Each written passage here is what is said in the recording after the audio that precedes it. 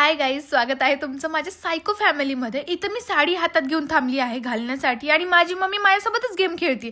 मला म्हणते तोंड उघड, मी तुझ्या तोंडामध्ये अंगूर टाकते, बघूया बरोबर जातं की नाही.